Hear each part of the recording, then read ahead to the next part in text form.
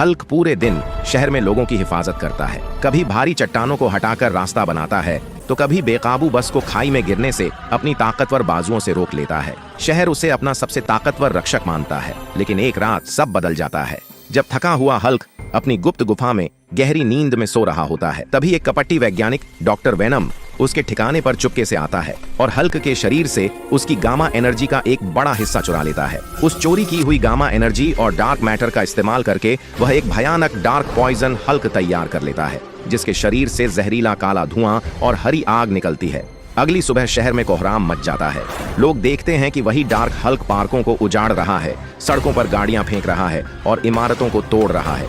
लोग दहशत में आ जाते हैं। हल्क अब लोगों की नजरों में विलेन बन चुका है। जब असली हल्क बाहर निकलता है तो लोग उस पर चिल्लाने लगते हैं, धोखेबाज हल्क, निकल जाओ हमारे शहर से, हमें तुम्हारी सच्चाई पता चल गई है।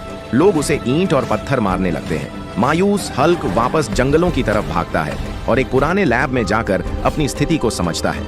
उसे पता चलता है कि डार्क पॉइजन हल्क को हराने के लिए उसे अपनी बची हुई शक्ति को एक नए गामा टाइटन आर्मर में बदलना होगा। कड़ी मेहनत के बाद हल्क एक चमकदार सुनहरे और हरे रंग का गामा टाइटन आर्मर तैयार करता है। जैसे ही वह यह कवच पहनता है, धरती कांपने लगती है और उसकी ताकत दोगुनी हो जाती है। वह डार्क पॉइजन हल्क से भिड़ने के लिए शहर के बीचों बीच पहुंचता है। उधर डॉक्टर वेनम भी अपने डार्क हल्क के साथ तैयार था। दोनों के बीच भयंकर टक्कर होती है। एक मुक्के से जमीन फट जाती है और दूसरे से आसमान गूंज उठता है। लेकिन धीरे धीरे असली हल्क की सांसें फूलने लगती हैं, क्योंकि गामा टाइटन आर्मर की असली ताकत लोगों के भरोसे और प्यार से ही जागती है। तभी हल्क गिरते गिरते लोगों से कहता है, दोस्तों, मेरी ताकत खत्म हो रही है, प्लीज जल्दी से लाइक और सब्सक्राइब कर दो, वरना बुराई जीत जाएगी।